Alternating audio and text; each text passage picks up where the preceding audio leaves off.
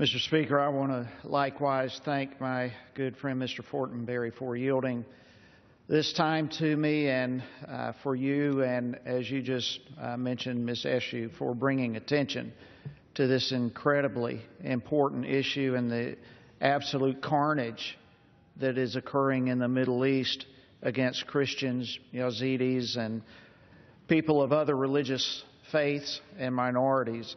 You know, the right to practice a chosen religion is a right that I, and I believe all of us, believe should be universal. And yet the religious persecution, especially by such violent means that is occurring now, is absolutely deplorable. And ISIS has shown its true nature in the treatment of these religious minorities.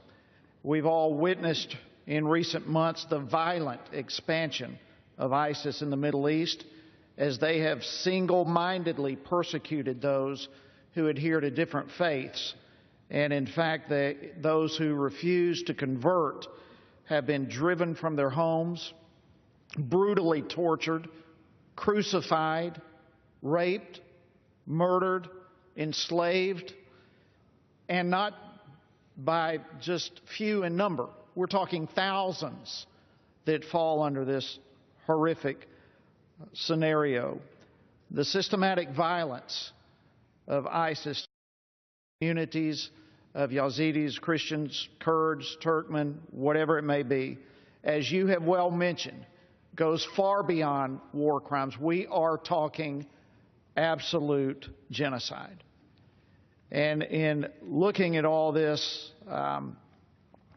it was interesting to me that when the world came together after the atrocities of the Second World War in an effort to define genocide, they actually defined it as an actor committing certain acts against a designated group with an intent to destroy the group in whole or in part.